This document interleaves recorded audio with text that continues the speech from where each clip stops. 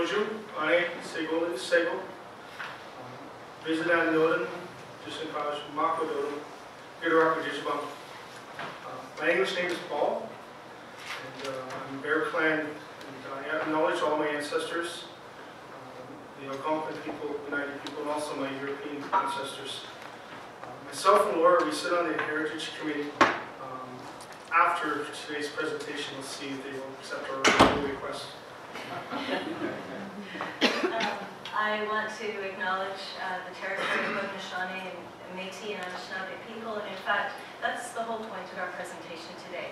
We want to think about this place as a place with many inhabitants and many histories, and that doesn't adequately mark all those presences. And I also just want to thank the organizers, the elders, and everyone here, because I just felt this is the perfect way to anticipate and begin the reflection that will happen for the bicentennial of John Macdonald's birth. We're going to start out by pointing out some landmarks that you will probably be familiar with. There are really at least 11 plaques about Sir John A. Macdonald in Kingston, and these are just the ones that are on the streets. There are others inside buildings. There's also his grave. There's a statue in City Park near here. There's a road, or roads as we've been pointed out, 401 also. A school, a locomotive, a highway, a couple of buildings, a pub named after him. It's, not to mention a chain of restaurants, but anyway. So this name is insistently present to us as we walk around the streets of Kingston. And all of these plaques underline the positive achievements of Macdonald's life, that he's a father of Confederation, that he's a visionary statesman, he's a determined conservative politician, much loved leader, and he's a statesman and a patriot.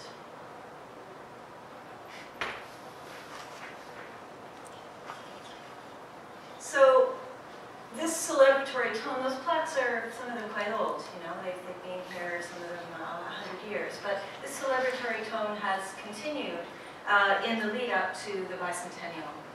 And the language so far has been much the language of celebration. We hear phrases like the biggest birthday party in Canadian history. There's a rather jovial walking tour about Macdonald that's being led by various celebrities. Kingston Tourism has a website called Canada Comes Home to invite people to come to Kingston for the bicentennial, and to invite people who live here, as they say, let's show our visitors a great time, Sir John A. style. So you can go to this website and you can download the complete Canada Comes Home asset package, or you can book a room now through that website.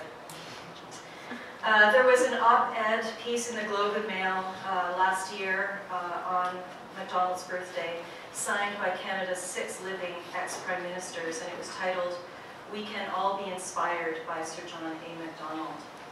And we want to ask the question, who is that we?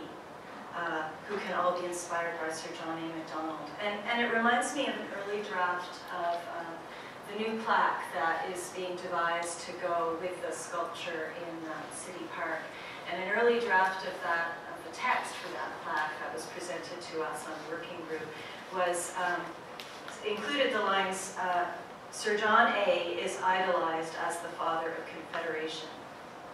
And well, I'm an English professor, so I always pay attention to details. Is idolized, passive voice, right? So I say, well, so who's doing that idolizing, you know? And also, is this sort of empirically true? Like, do most people idolize this figure? And even if most people do, what about people who don't? And then there's the phrase "father of Confederation." You know, we could question the kind of gender ideas of power that are in that. So. These kinds of thoughts seem to be the defaults. Now, in the committee at the city, we got over that. That sentence isn't in there anymore, and there's really good staff from Cultural Services at the city who are here today, in fact, and you know, I'm optimistic that there are some avenues to question these approaches, but it is the kind of default. I just want to say also briefly before we begin that there's a kind of financial context to this where we're thinking about government commemorations. And this picks up on some of the things that were pointed out already this morning about Harper's connection to Macdonald. Heritage Canada gave $500,000 to the Sir John A. Bicentennial Commission and another $360,000 to the Historica-Dominion Institute. And the press release last birthday of Macdonald said Harper government commemorates Sir John A. Macdonald Bicentennial. So, you know, this is a really, like most things in that government, it is from the top. And James Moore said, the minister, our government is proud to invest in projects that contribute to our collective identity and define who we are as Canadians, united, strong, and free. So this kind of rhetoric, you know, is behind the funding. And if indeed the funding can be turned in other directions to wider perspectives, it will be a remarkable achievement. Also, the City of Kingston has spent a lot of resources on the bicentennial in terms of money and staff. There's a new book-style plaque that's going in near the sculpture, the renovation of the plaza around the sculpture. There's new digital resources, the existing walking tour is being mounted online. And I mention all this because at some level, it's a zero-sum game in terms of how our money is spent in these ways. So our starting premises, Paul and I, are that our concerns are that so far, not all aspects of Macdonald's legacy are represented. They have been in this room, but that's unusual. And that attention and resources devoted to Macdonald impoverish our ability to tell other stories. Now, of course, many people will be making their own interventions and observations, but in terms of things that are allowed to stay on the streets, you know, without being taken away and so on, dollars spent in one place don't get spent in another place. What about the other people's story? What about the Indigenous people's story? What are the other point of views? Are they going to be told? And that's what we want to ask you today. We want to ask you, will you tell that other side of that story? What is the ways in Kingston Indigenous past and present are currently marked? What are the other markers that we can imagine, that we can come up with? We're going to just begin with a bit of an inventory of what's here so far. People know Kingston is Gitaraqui, which the French translated to Cataraqui, which is now Kingston. So many people know this. Many people know these are as markers. You see that word Cataraqui everywhere. The soccer team, HMC is Cataraqui. The Cataraqui Mall, and also the Cataraqui Conservation Area. There are just a few that remind us that Native people were here before. But does people really know that that's a Native word? And do people really know what Gitaraqui actually means? Or is that just a mall? There is examples of First Nations people here. Molly Brant is for one.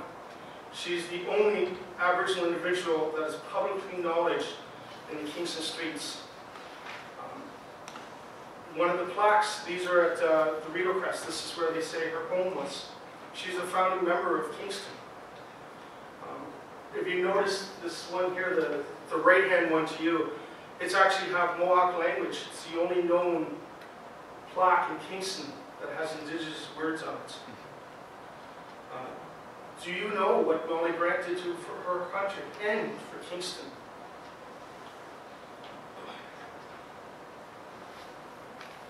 You know that she's buried somewhere in the St. Paul's Church yard. The grave is unmarked, but a plaque, the city is working currently to prepare a plaque to say that she lies here. In contrast, look at Sir John A.'s memorial, his gravesite. Everywhere it's Sir John A. As soon as you walk in that Cataraqui cemetery, there's arrows pointing to his gravesite. They celebrate his death quite well. But there's other examples. Do you know where this is and why it's there? This pole was actually made by the inmates of Pittsburgh Institution, the Native Brotherhood, in the 1980s. And it was gifted to the city to honor those people that are buried in Battle Island. You ask why a totem pole? It's because of those inmates were from those nations. And that's the way they want to honor those ancestors that are buried there. So now we'll propose a few markers that we could imagine. And this is just the beginning of our kind of an exercise to imagine other ways of being in public, I guess, in Kingston. And so the first figure, I suppose, that we would invite people to think about is Gakawanabi, Dr. Peter Jones. And I only learned about this man very recently from a book that was written by Alan Sherwin. This is a picture of him and his wife. He was a Mississauga Ojibwe, and he earned a medical degree from Queen's in 1866.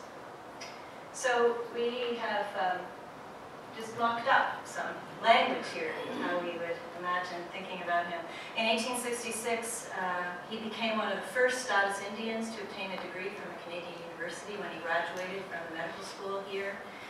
And interestingly, in those days, medical students had to write a thesis, and he chose to write his thesis on the Indian medicine man. Although he was coming into this space to get his Western credentials, he was really wanting to make a point of the continuity of knowledge in that environment, which I think is remarkable. Then he returned to his reserve, Mississauga's the New Credit. He was chief there. He ran a newspaper there. He was doctor there, and he was actively involved, actually, in the enterprise of getting the vote for Indigenous people. And also, he was an Indian agent. Very unusual for an Indigenous person to be an Indian agent. So if you go to the front of Kingston General Hospital, this is the building where he would have trained. You see a whole double-barreled array of plaques, right, about the history of that hospital. So perhaps there could be a place for some acknowledgement of his achievement, or maybe there's another place in town where that could happen. Now we're going to talk about the Indigenous experience in law and punishment. Many of you know that Sir John A. was a lawyer. This plaque marks at a pub, marks one of his law offices in town. With the next few slides, we want you to think about the law as it was experienced by many First Nations, Inuit and Métis people. Many Kingstonians today consider KP a real landmark and are worried about its futures. But to many Aboriginal people, prisons are not a thing to celebrate. In fact, many inmates struggle every day to continue to connect with their communities and their culture. This is a plaque we came up with. While Aboriginal people make up only 4% Canadian population, over 23% of them are actually federal inmates. Many of these Aboriginal offenders are denied their ceremonies, which would help them heal. Many are incarcerated, far from their own community territories. This isolates them from their culture and community even more. As we know, release now from First Nations, from federal institutions, are not usually back to their home territories. It's actually wherever the federal government decides that they have a bed for them. So a lot of their families are not able to travel with them. They may not even go back to their home territories for quite a while to get that support. Queen's University currently owns this building, the former prison for women, and it's vacant, and it will present various challenges in imagining its reuse, but one of them is its history, which is just so heavy and painful. And it seems to us that this is something that is going to have to be acknowledged in all kinds of ways. This is just a little symbol of that kind of acknowledgement. This prison opened in 1934, and really almost immediately was regarded to be inhumane. but it took a very long time for it to be closed. The experience of Aboriginal women in the prison was even worse than for non-Aboriginal women because of the history of colonialism that had got them there in the first place. Between 1988 and 1992, 7 women committed suicide in P4W, and 6 of them were First Nations women. In 1994, there was a violent confrontation between inmates and guards. The male intervention team that conducted violent strip searches of those involved was mainly engaging with First Nations women. So ultimately the prison was closed, prisoners were transferred across the country. At that time in 2000, Aboriginal women made up 23% of the female prison population, only 14% of the national female population, but that number is even higher now.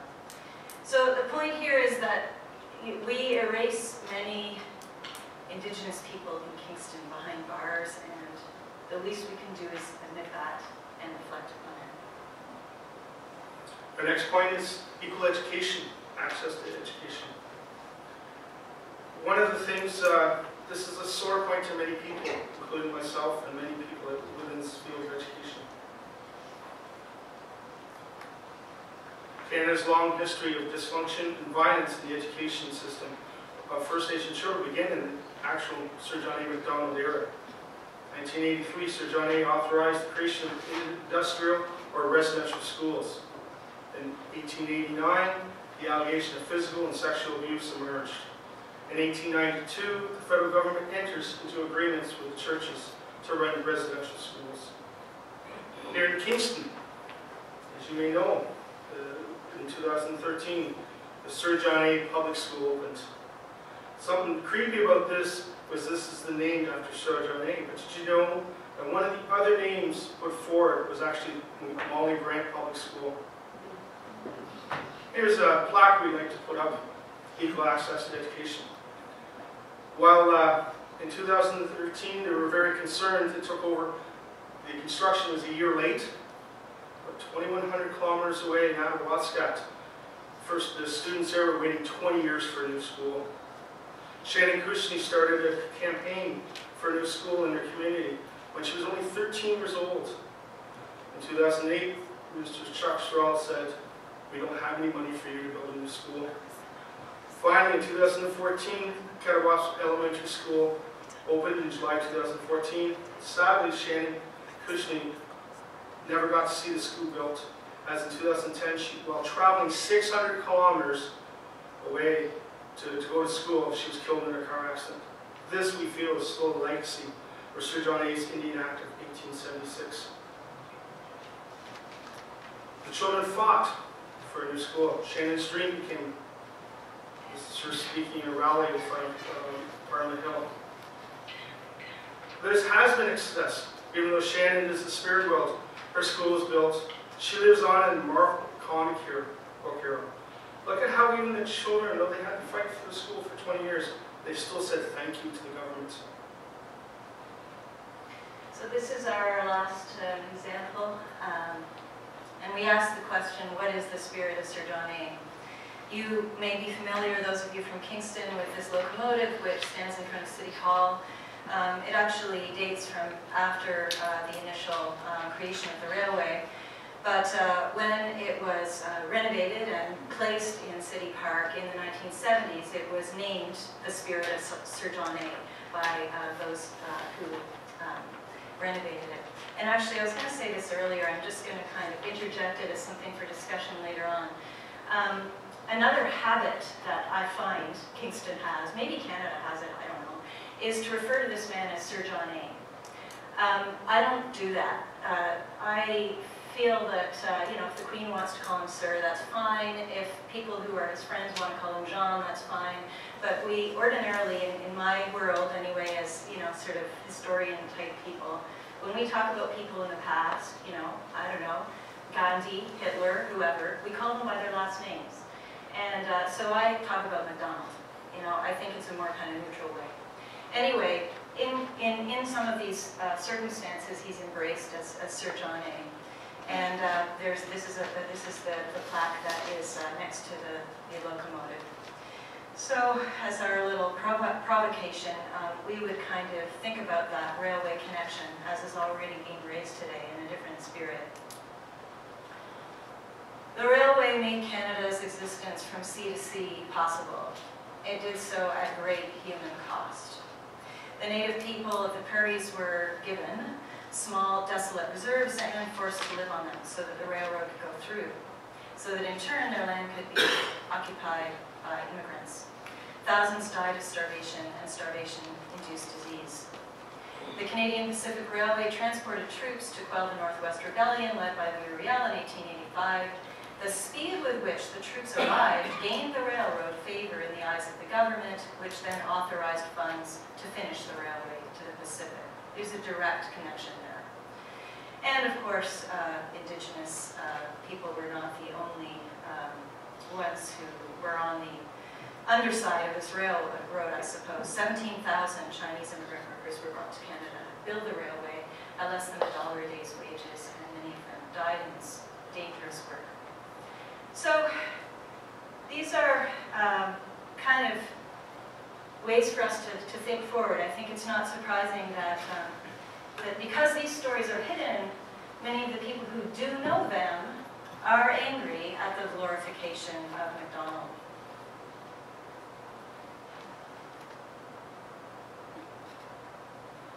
So from Louis Riel's time, Sir John A.'s time, to even to now, First Nations people still struggle, still have to voice their concerns in their communities, on the streets, in the forest, through protest and even revolt or rebellion.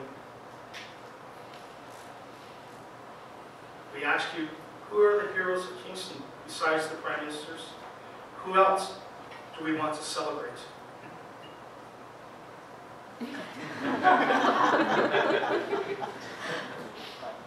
I really think they set him up for that picture. I'll couldn't resist putting that picture.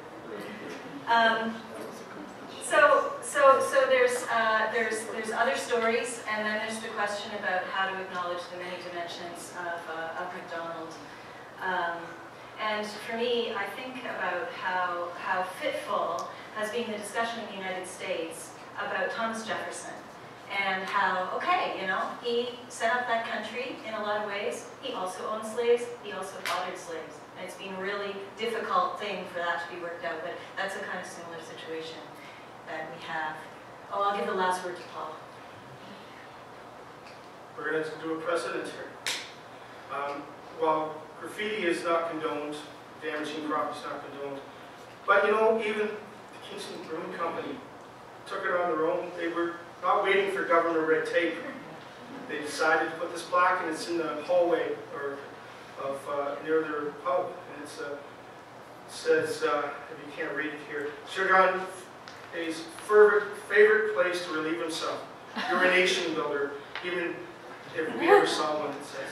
In which one?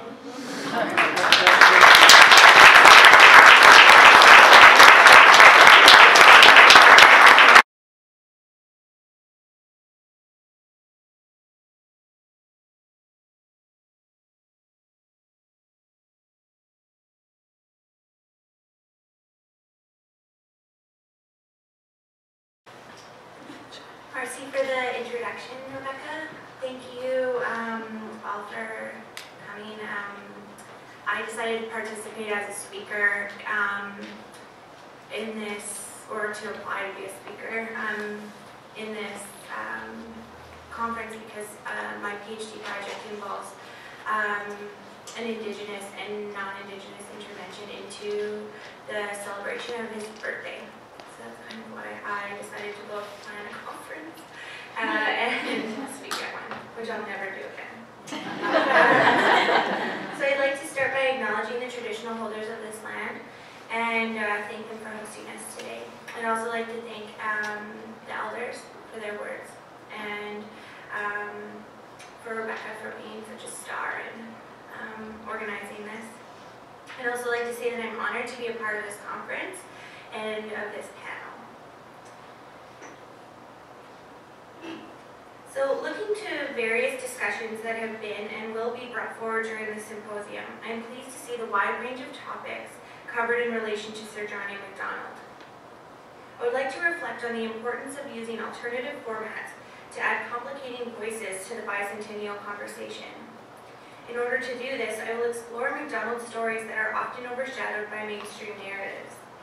Following this, I will discuss my own upcoming curatorial project that attempts to complicate these mainstream Macdonald narratives. I hope to demonstrate that many important and complex historical moments have been left out of this 2015 conversation, and that a project such as mine, a performance series, tries to bring those narratives forward. My project speaks through performative interventions to these histories and their connection to our historical present.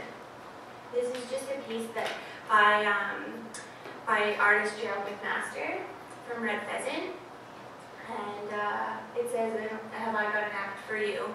And you're joking. So I think I'm going to be talking today about the Battleford hangings. So and kind of some of the unrest that was going on in the Plains in 1885. So the Kingston story of the first Prime Minister is celebratory and stereotypically heroic. It paints Macdonald as the father of Confederation, the champion of the railway in Canada, and as a savvy lawyer and politician who frequented area bars. From my own experience, I understand this image as relatively consistent, but perhaps less celebratory across Canada. Another common portrayal that I'm finding in my research for my performance series is one that is contrasted with that of Louis Riel. As we heard a little bit about in the panel before, Riel and Macdonald are often discussed together in opposition to each other. They, as iconic figures of Canadian history, are often combined as easily digestible juxtapositions of the hero versus the villain, the traitor versus the politician, the tyrant versus the noble savage. I would like to be clear that I have no issue about talking about Riel, and I thought that the panelists before did a really good job of complicating his role in this story. As a Métis girl and a lover of Métis histories, I feel connected to him and understand that the great importance of the battles that he and others fought and his role in Indigenous, French, Métis, Indigenous, and Canadian history. It is important too, as the panelists have done before, to talk about Riel and his connection to Macdonald. However, while I've been preparing for my project, I've become more and more concerned with the Macdonald-Riel story, in addition to the father of Confederation story, the curmudgeon lawyer and drinker story, and the Kingston Sun story. I wonder and worry that those narratives overwhelm other narratives that are equally as important to Indigenous relationships, or relationships between Indigenous peoples and Macdonald, and in the ways in which those forgotten stories are connected to today's Indigenous realities. The concentration on figures like Riel, or the simplistic portrayals of Macdonald as relatively uncomplicated, is done in part to make Macdonald as an icon more consumable. I understand that completely, but I worry about what happens when we leave those other stories out and let Riel stand in for a very complicated relationship between Indigenous peoples and the Macdonald government that continues to have consequences today. How does that simplification affect the Indigenous reality and our relationship with Canada, its people, and the government? I would also like to say that I don't really have any solutions for this. It continues to happen. But I think that my contribution to this issue could be trying to complicate the story. And I'm trying to do that through a project that provides a space for multiple different voices to speak to Macdonald's memory and ongoing influences. And so I'll discuss that later. Before getting to my project, though, I want to share a moment that I have not heard a lot about in my research leading up to the bicentennial. By bringing this moment forward here today, I hope to bring an example of the types of complicated histories that are left out of this discussion. I would like to preface my discussion by saying that this, like many histories, is very complicated, and I would never be able to justly cover this moment in history in the space of a short paper. But I'd like to try to give a brief outline. I'd like to also say that the anniversary of the Battleford hangings is coming up. It's a week away from Riel's, and I'd like to bring their names forward to this discussion as well, because they were lost to Macdonald's government as well. So the Riel Rebellion, or the 1885 Rebellion, or and I use my quotes very, very well because of my Métis history teacher, and she called it the Troubles of 1885, because it's just the word rebellion, the word Riel Rebellion, the Northwest Rebellion, it's all very misleading, and like, I think it was Laura that was, I can't remember who was saying it, that talking about it as a rebellion makes you think about it in one very specific way. So it began as a result of decades, and perhaps longer, of unanswered petitions from the Métis to the Macdonald's government. At the same time, on those same Western Plains, however, First Nations communities had also been trying to organize a negotiation with the government since about the 1870s. Prominent Cree chiefs like Mistoasis understood the intentions of the government to settle on the lands and wanted to negotiate treaties in order to secure their security and independence on the land. Between the time that Treaty 6 was signed in 1876 and 1885, Cree communities faced failed farming attempts, famine, scarcity of buffalo and other game, and severe rationing despite the promises negotiated in that treaty. Tobias writes that many Cree chiefs were prepared to select reserve lands after the treaty was signed and viewed the treaty as the establishment of an equal relationship between themselves and the government. In return for their Aboriginal title, many Cree chiefs understood that Ottawa would help them to establish agricultural practices and support them through the inevitable transition. However, like many times before, Ottawa ignored their side of the treaty and left many First Nations out without proper farming implements and withheld rations. Chiefs like Poundmaker, seen here, had to move away from his reserve land that he was given because of starvation, and Johnny Macdonald and his government became really upset with Poundmaker because he would not stay on the land that he was given. Others like Big Bear, who was the chief of the Fort Pitt Cree, continued to hold out for better provisions and didn't sign on to Treaty 6, much to the government's annoyance. Chiefs at Fort Edmonton in 1883 said to the Edmonton Bulletin, quote, "We were once a proud and independent people, and now we can get neither food nor clothing, nor the means necessary to make a living for ourselves. The treaty is a farce enacted to kill us quietly. Let us die at once." In the spring and summer of 1885, Louis Riel and Gabriel Dumont led a group of Métis in the formation of a provisional government, similar to the one that they had formed in 1869-70. Although the Métis asked the First Nations bands in that area to join their cause, the majority chose to commit instead to their agreement with the government that they were still holding on to. Because they saw it as an agreement and we were talking about this the other day, that Indigenous people all over what is Canada and then on the plains had entered into treaties since time immemorial. It wasn't anything new, and so they were, the people on the plains were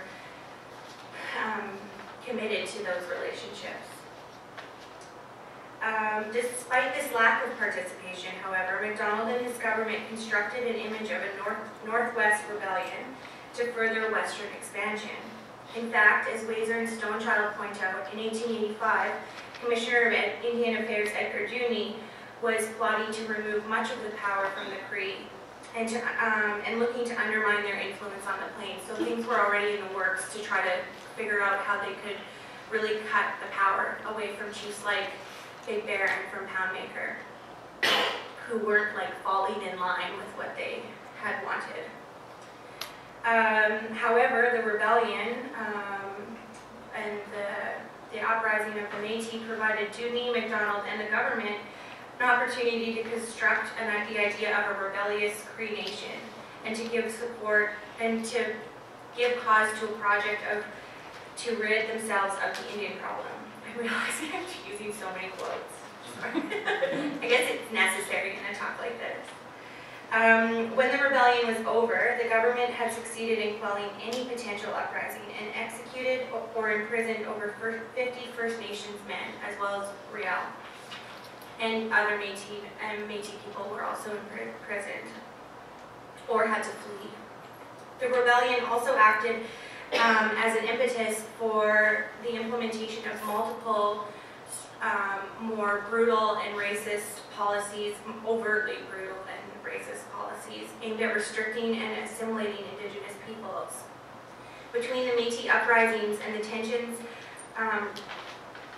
rising between the government, First Nations, and settlers, relationships on the plains in 1885 became even more strained. The story being told in Ontario and Quebec was that the Cree and the Métis were engaged in a treasonous battle against the Canadian government. In reality, though, as Weiser and Stonechild talk about in depth in their book, Loyal Till Death, most Cree bands and other First Nations bands on the plains tried to stay out of the conflict. Despite their dissociation with many of the events of the rebellion, there were some Cree men involved in a massacre at Frog Lake, an event that cemented central Canadian fears of Indigenous peoples on the plains, so that worked to the government's advantage. Weeks after the Métis battle at Duck Lake, tensions between some of Big Bear's band, members of Big Bear's band, who had been isolated by the government because of Big Bear's holding out on the treaty, on signing treaty, they had become very upset, and tensions boiled over. And I won't get into that because, again, it's so complicated, but I urge you to look into what's called the Frog Lake Massacre and the whole events of 1885, because each day really is so interesting in the way that the government and the newspapers talked about it here and what might have really happened and how elders talk about what happened, even how settlers in the area talk about what happened. It's really interesting. Anyway, in the end, a small group of Cree men killed 9 settlers. The story told east of Saskatchewan, however, was that Frog Lake was a continuation of other battles in the rebellion. Frog Lake provided fuel for MacDonald's scheme of a Cree-Métis collusion and supported the idea of the extinguishment of Indigenous peoples. As the dust settled at Batoche, and the Canadian military and the Northwest Mounted Police arrested those believed to be involved, or those said to be involved, MacDonald's government embarked on a plan to blame the rebellion on both the Métis and the First Nations people. After Riel's trial, Big Bear, Poundmaker, and who are seen here in a picture that was taken when they were in prison at Stone Mountain Prison in Winnipeg. Big Bear, Poundmaker, and dozens of other First Nations men were tried and imprisoned for their supposed participation in the rebellion. And these are the names I thought was really important to bring into the room today. Little Bear, Wandering Spirit, Miserable Man, Itka, Amasis, Bad Arrow, Iron Body, and Man Without Blood were hanged on November 27th, 1885. And I apologize, they do, each person has a name, a Cree name as well, but I'm unable to properly say them. MacDonald said that these executions, quote, ought to convince the red man that the white man governs, unquote. Following the executions, the MacDonald government embarked on a violent project of management of First Nations peoples. Policies became less about ignoring petitions and more about actively destroying Indigenous communities. MacDonald said that the public nature of these trials and the rebellion promoted support for stronger policies against Indigenous peoples. Macdonald wanted to make obvious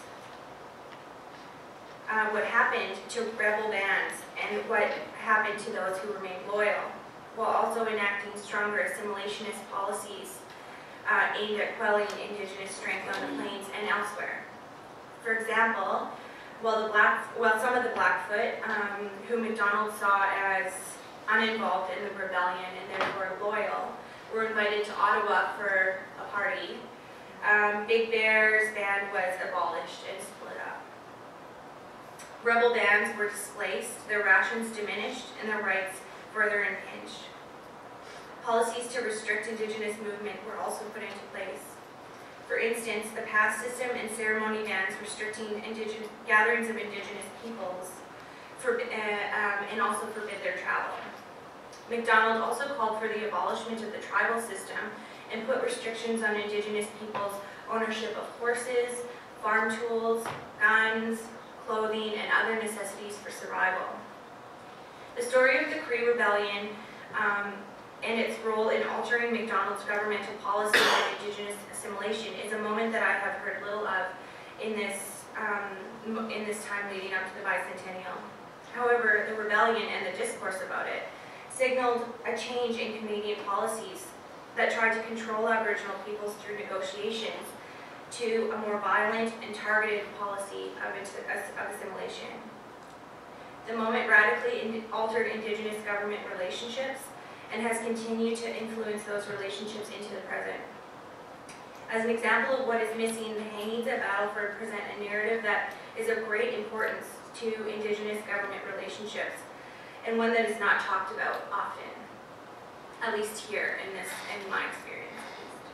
What is also interesting about the Battleford hangings is that they're an example of the government's performance of power at that moment. Yesterday, I talked with David about my paper, and he discussed the ways in which the hangings were used as a performance by the government. The event was meant to invoke fear and demonstrate the government's new, more brutal management. Documents outlining the event report that Indigenous children were brought from the Battleford area residential schools to watch the executions. People from nearby First Nations were also urged to come. The hangings were public, and there was a large amount of publicity surrounding them. Macdonald wrote about the hangings that they were to be public as to demonstrate the ways in which the government was going to deal with so-called traitors or rebels. It was meant to strike fear in Indigenous communities and on the plains. I've tried to bring forward as an example of a history that was missing from the bicentennial conversation. Moments like this symposium provide space for us to bring stories like these to light and to complicate the nationalist discourse surrounding Macdonald. I am also bringing these discussions forward in my upcoming curatorial project, which starts on Johnny Macdonald's birthday, January 11th. The project, titled Talking Back to Johnny Mac, is a performance series that will take place over the course of the 2015 year and will consist of 6 performances, one by each artist at various points during the year. I also hope to hold some kind of workshop as well. I have asked artists David Garneau, who's here today, Peter Morin, Jordan Bennett, Adrian Stimson, Leah Dector, and Ayumi Goto to participate in this project. As both Indigenous and non-Indigenous settler and settler of color artists, the participants will bring various perspectives to the discussion of Johnny Macdonald. So I'm almost done here. I'll just really briefly introduce each artist. So this is David's work, who I think spoke about his work so eloquently last night, so I won't do a big introduction of his work, but he will be performing Dear John, Louis Riel, Louis Riel on January 11th here in Kingston. This is Adrian Stimson, Buffalo Boy or Shaman Exterminator. He is from the Siksika First Nation, and he will be performing as well. This is Peter Morin, who is Halton from the Northwest Coast, and he's a performance artist, and he he does a lot of things with performing ceremony, so I think that would be really interesting. This is Jordan Bennett's new video, Ice Fishing, and he's Mi'kmaq from Newfoundland. This is Ayumi Goto, and she identifies as second-generation Japanese-Canadian, and this is her riding to the land. And then Leah Decter, who many people know here, and she is a settler artist from Winnipeg, and this is her piece, Castor Canadensis. So my goal, just to finish up here, my goal for this project is to add many voices to the conversation about John, as many voices to the conversation about John A. Macdonald as I can, while also bringing forward moments forgotten by history, but that when analyzed are strongly connected with Indigenous issues today. I think that it's important to talk about these moments because it is as an example of the ways in which the Macdonald government constructed the Indian problem, using language that remains embedded in contemporary government policies today. David and I also talked a little bit about the project in connection to the histories of the histories like that of the Battleford hangings and this performance of power. And I'm still really thinking through that, and I appreciate talking about that, David. But I think that these performances offer a really great way to interrupt those performances of power and take back the agency for Indigenous peoples and also settlers and settlers of color, and they're going to be performing their power on the land where John A. Macdonald performed his. So I thought that artists, yes, I'll just finish up here. Artists coming to Kingston will provide alternate performances of power by creating works that are intelligent, thought-provoking, and challenging to mainstream discourses. I realize I didn't really make a good ending, but that's my talk. Thank you.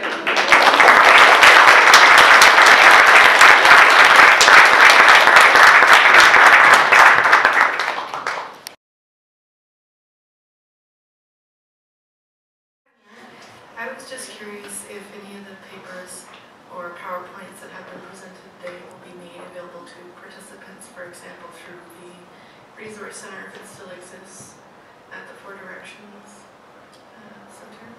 Yes, Jackie is filming. Jackie's filming over there, and we'll be making that video available. But that's about it. I guess you could approach each panelist separately and ask if they would be able to give you their presentations. Yeah. I thought it was very interesting, some of the insights that have been shared today, and I thought about writing some sort of editorial for the Wake Standard. But without the supporting materials, I could do my own research, but it would certainly be a much stronger case to have the information I have before myself as I was writing. So that's my interest. Thank you.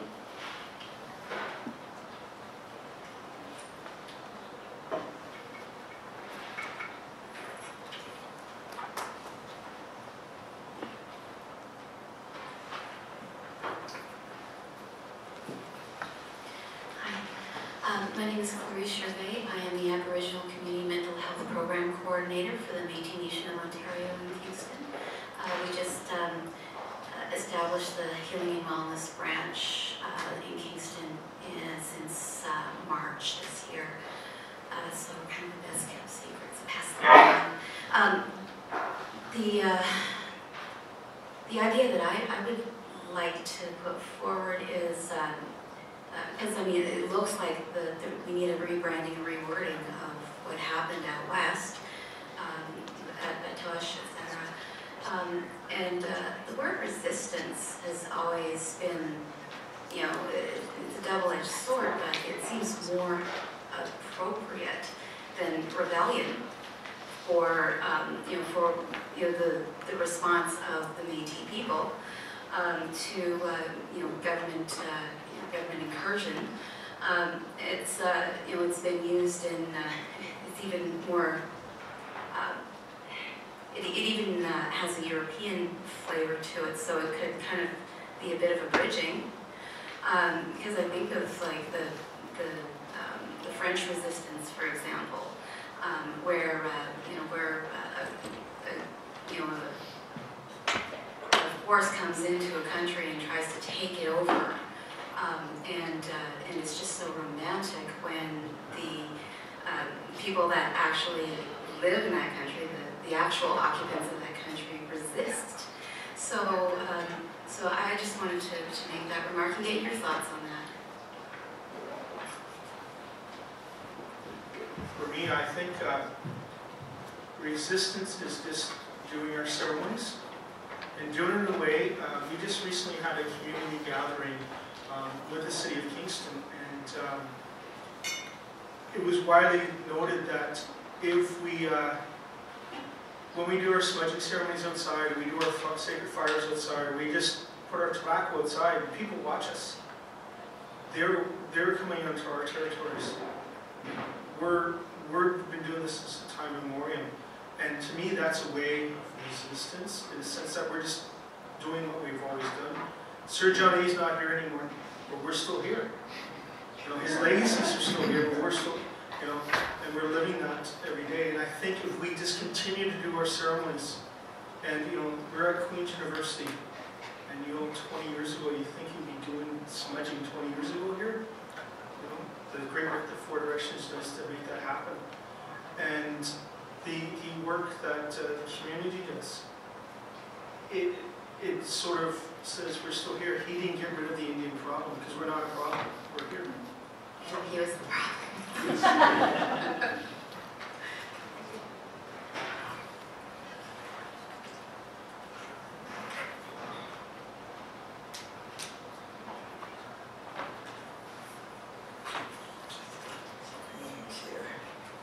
My name is Karen Dubinski. I teach here in the History Department and in Global Development Studies. I'm a graduate of Sir John A. Macdonald Public School, Thunder Bay, class of 1972. And here in Kingston, I live next door to Sir John A. Macdonald's boyhood home that has probably one of those plaques that you showed. It has two. It has two plaques, in fact. And who live in Sir John A. Macdonald's boyhood home now are two very sweet old white ladies who are my neighbors. And every year, they haven't been doing it recently, but when I first moved there, I noticed every year in February and on Canada Day in July, dolls, Sir John A. Macdonald dolls were put in the window and nicely lit to show the neighborhood where we live. I don't condone vandalism or those kind of things either, but I was never so happy as when I saw what was done to the statue last year. I was away actually, and some students sent me the images, the photos from the wig, I suppose.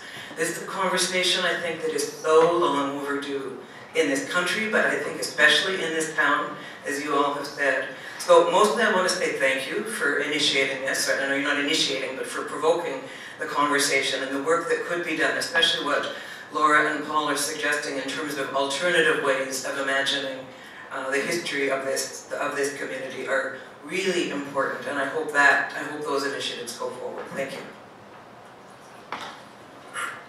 Real quick, just to note that the city's not quiet on this. They are working with First Nations people to acknowledge the people here. So we must say that the staff of the city is taking a proactive and in a good way.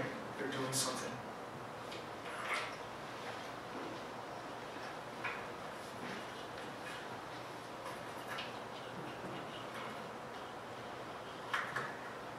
Thank you very much for a fantastic panel, and actually I think also a hopeful panel. And I know, David, last night you referred to some quote that may have not been real about the role of artists and cultural practitioners in bringing back, and I think these are really, really good examples of that.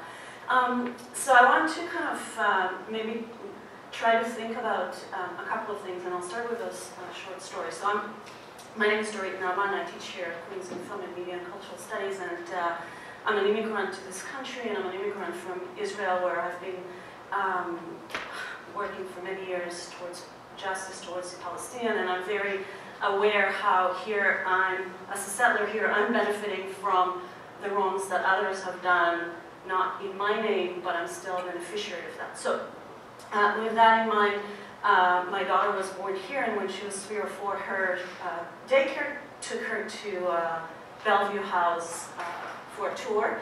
And it was the time, I don't know, Kingstonians may remember, there were big posters with an image and an illustration of Jolene McDonald, and I can't remember what's Kingston, first home of Jolene McDonald, something like that. So we're driving, and she points out and she says, "Here's Old MacDonald," and she starts singing.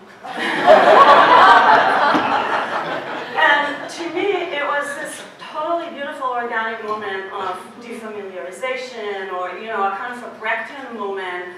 She, in her mind, I mean, obviously without any of the context, it just kind of all came together in that way. So I love subversion. I love the work that you're doing. I think that when we reference plaques and we put different content, it gets people thinking, because there is a kind of a format. So I don't know if it's using the master's tool or whatever, but the format exists, and then we bring in another content and we kind of push people to think about it. But I'm wondering, both with performance and with the plaques, whether there is a way to take it further, whether there is a way to actually do more and encourage people who are otherwise not likely to be exposed to these this other history, to what in this talk came to, in my mind, to be like John A. MacDonald's ghosts or victims or bastard children, or I don't necessarily like any of that language in the way that it objectifies a victim, but because he's so celebrated, maybe even that, just prodding and opening that.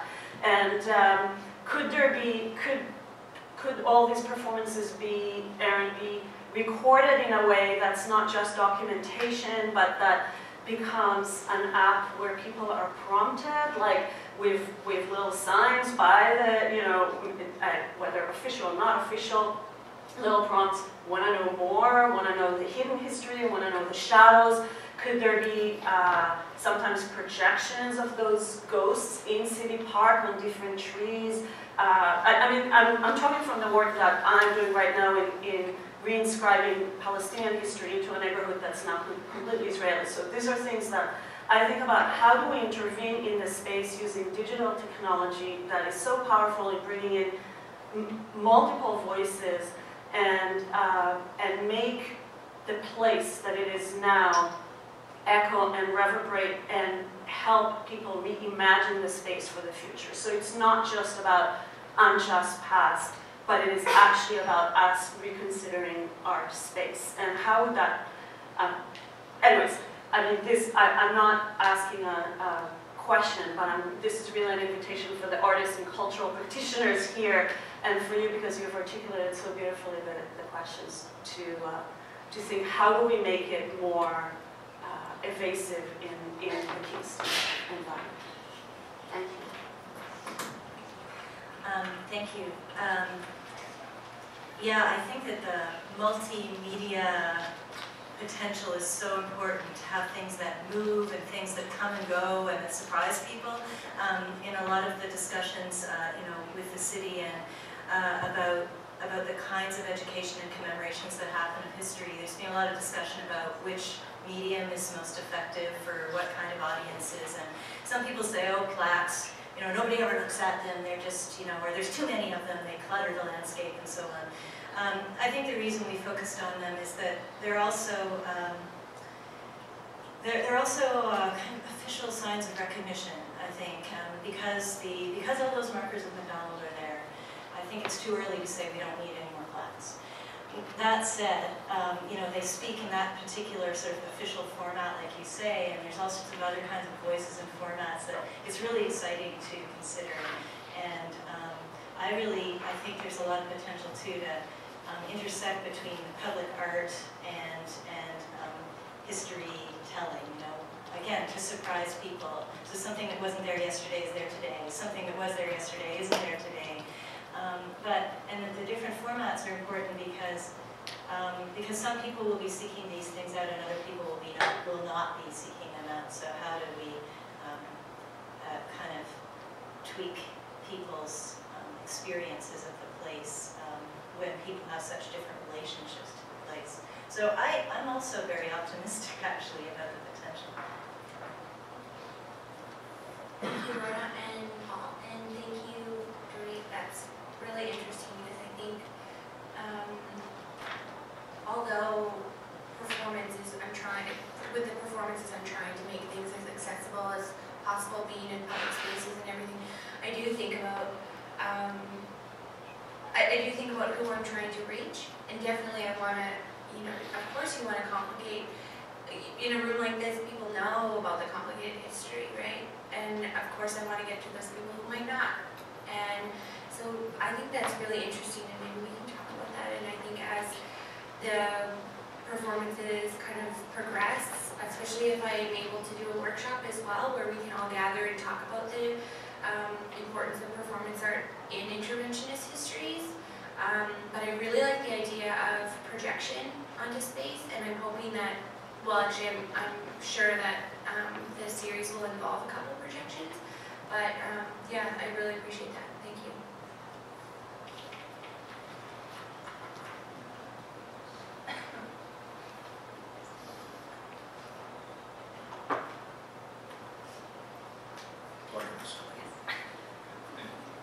I'm James Brown, I live in Kingston, recovering businessman, retired.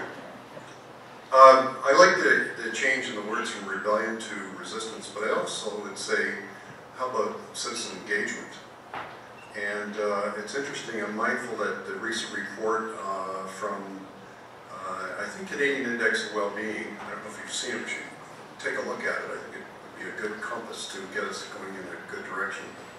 And vital signs. And the highlight was lack of citizen engagement. So I would look at the history of the Red River as a supreme example of citizen engagement. And particularly around youth. I'm pleased to see there are plenty in here. Of course, at my age, most of you look that way anyway. I like the idea on the digital thing. I was thinking about the plaques, and I was thinking, why not a digital plaque that invites stories constantly streaming? And it's mocked up to look like, the old brass stuff, whatever you want. I think it'd be great. And the stories come in from all over the world.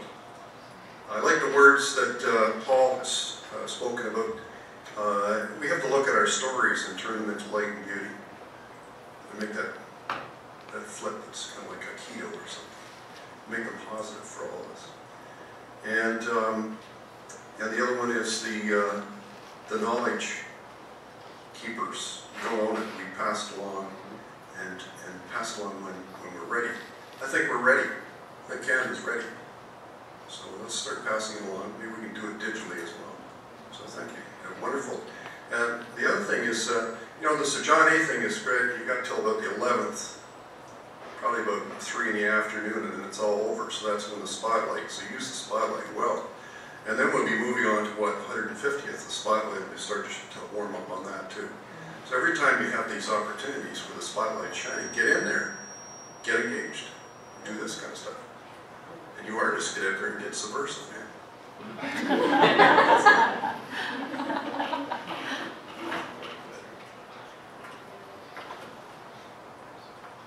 So just in the absence of time, I know we have 2 questions, so those will probably be the last ones for this discussion.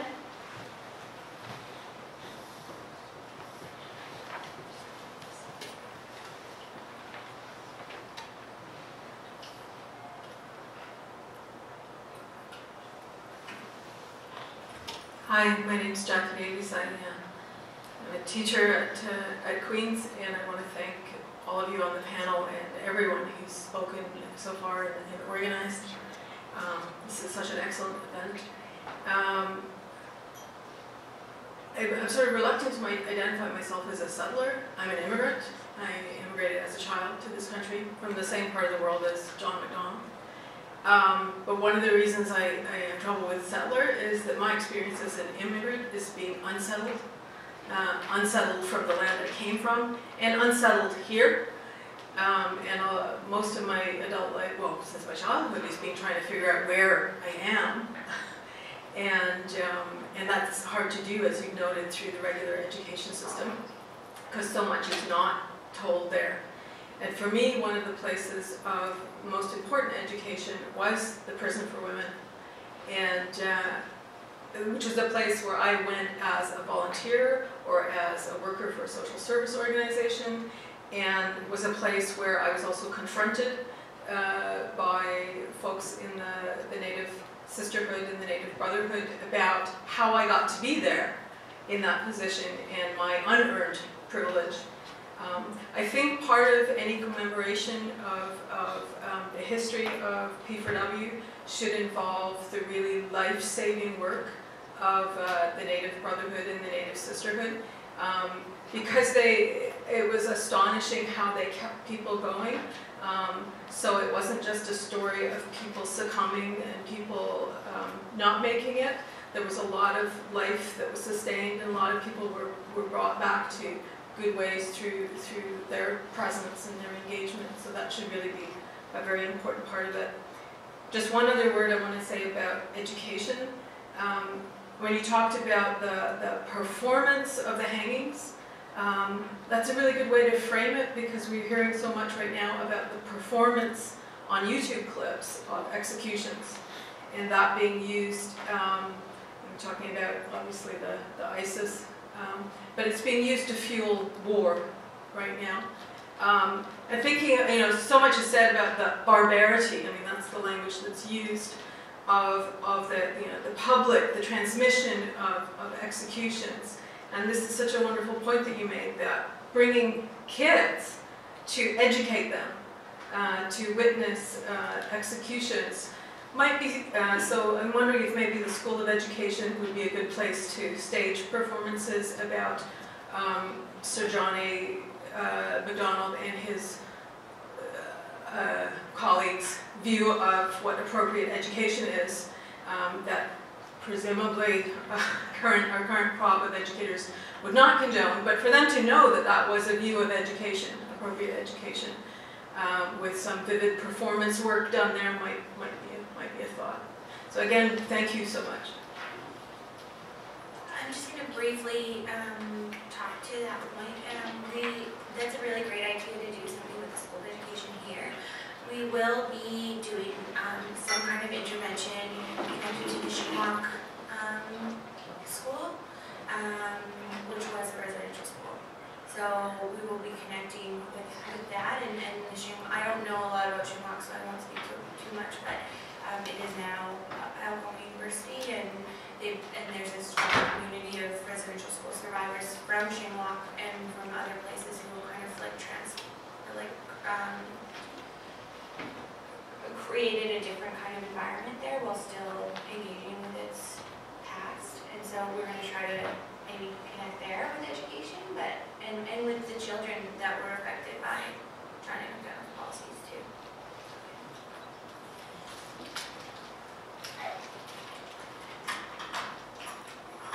I'll do this right this time. Okay. I have 3 other points again, and I wanted to just say something that I didn't say, which was the whole reason I was going to speak last time, and that is, to me, change, the real meaningful change, I will consider it to be a real dialogue and a real shift, is when Indigenous people, Indigenous scholars, and people engaged in study and inquiry don't have to pass their work through people within the institutes, the learning institutes, through people who do not carry that knowledge. They're not seeking that knowledge, they're not experiencing that knowledge, and they don't understand it, and they don't apply it. It seems to be a real great injustice to me. So I just wanted to, that was why I wanted to speak in the first place. I wanted to just say that. And then I wanted to say something probably equally challenging.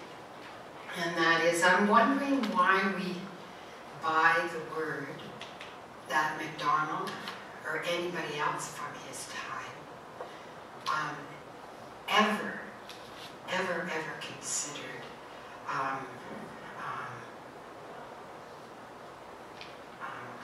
forgetting the word, making us a part of the larger society. What's the word? Assimilation, thank you. Because in my opinion, that was never the goal, not from the beginning and not from now.